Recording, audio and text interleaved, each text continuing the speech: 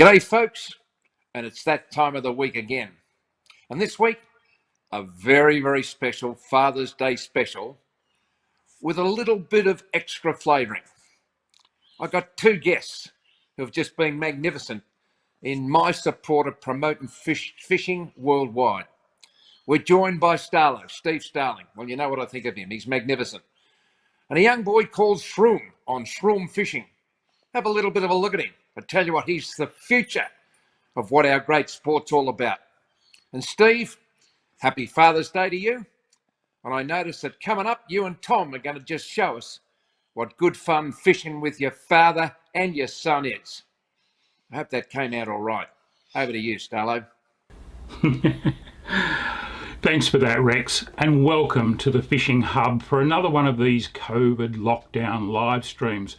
This is the third in the series, and we know you've enjoyed the first two.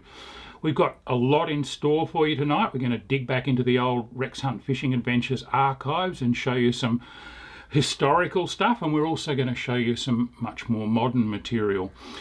We're going to focus a lot tonight on the state that's doing it the toughest at the moment due to lockdown, and that's New South Wales. So we're going to have some New South Wales segments, but we're also celebrating the fact that it's Father's Day coming up this weekend, and that gives us a chance to look back at fishing with our own dads, or if we're dads, the kids that we've taken fishing. And I've had an absolute ball taking mine fishing over the years. Some great memories there, and I'm about to share some more of those memories with you because I want to show you a segment from the Rex Hunt show nearly 30 years ago, when I took my young bloke Tom, who was about 10 or 11 at the time, chasing golden perch or yellow belly on bait at Lake Windermere in central western New South Wales. We normally chase them on lures, but I wanted to introduce Tom to some bobbing for them with bait, and we had an absolute ball doing it. Have a look.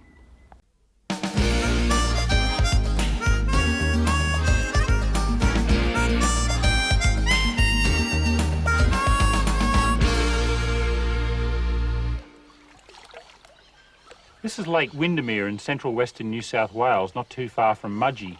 And I've tied the boat up about 20 or 30 metres out from the bank and in about 3 or 4 or 5 metres of water. There's a dense weed bed inside us, and there's a lot of standing timber around here, as you can see, trees that drowned when the lake first filled back in the 1980s.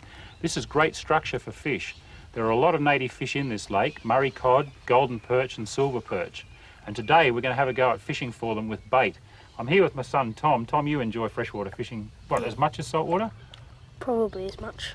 And you like lure fishing, I know, but you enjoy a bit of bait soaking from time to time, don't you? Well, I'm going to show you a few tips today because I know you've fished with a bit of bait before, but we're going to try some different baits today. Now, I know you've used the old earthworm. They're one of the best baits around, but I want to show you a little tip for when you put them on the hook. A lot of people just get one worm and push it right up around the hook. This is the way I want you to put worms on. It's much more effective. Just get the point of the hook and snick it through the body of the worm, run it through for just a centimetre or so, and then bring it out again. And look at the way he wiggles, and you get another couple of worms. Don't be afraid to use a few. You know, we've got plenty of worms. People try and get away with just one worm on the hook. You're much better off to have all these dangling ends hanging off. Do you reckon that'll look pretty good to a fish? Yeah. See, they'll keep wiggling like that once it gets in the water. And that's the way to do it. Just a centimetre or so on the hook with each one. Now, I've got Tom's sinker running right down and sitting on top of his hook because the technique we're going to use today is called bobbing. And it's a very effective freshwater bait fishing technique. Righto, Tom, no need to cast this. Just drop it straight down there beside us because we're sitting in amongst all this timber. The fish are probably right underneath us. Now, I'm going to use another very effective freshwater bait, and that's a crayfish or yabby. I've caught these out of a local farm dam, and I've been keeping them alive just in a damp hessian sack, and they're a fantastic bait, especially for Murray cod, big golden perch and also redfin. Now again, I'm rigged up with the sinker running right down onto the top of the hook. It's about a number 10 hook, and what I'm going to do is just double the tail of the yabby over like this, take the point of the hook and run it through the tail, bring it right out like that, and I've got the yabby hanging right off the hook and the sinker sitting down on top of it, as you can see. Now that yabby will stay alive for quite a long time like that, and his legs are moving and his claws waving around. Some people break the claws off, but on a small yabby like this, I'm happy enough to leave the claws on. On a big one, I probably would break them off because the yabby will stand up and tend to fight the fish off as it's trying to eat it. Okay, now it's a matter of lowering this down to the bottom, again, straight under the boat. I'm going to free spool the reel. You open your bail arm, Tom, and we'll let our line down until it hits the bottom, which shouldn't be too far down. I think we're in about 5 metres of water here, maybe 6. Down, down, down we go. Maybe 7 metres. There we go. Okay, it's on the bottom now. You're on the bottom. Now close your bail arm. Now we just lift the line up, wind a little bit of line up, Tom, until you can just feel the weight of the sinker, and you know that it's just off the bottom. That's it. Perfect. Now what we're going to do, and this is why it's called bobbing, is just lift our rod tip up, and you'll feel the sinker bouncing up and down on the bottom. Can you feel that? Can you feel it hit the bottom? So lift and drop, and if you lose contact with the bottom, just let out a little bit more line. Sometimes it'll drop into a hole. There we go, I'm on the bottom again. And it goes bonk, bonk, bonk on the bottom. And that's called bobbing. And it's a very good imitation of what a yabby does, but it also works with things like shrimps and worms. And we just keep working the bait like that. Every now and again we can let it sit for a while.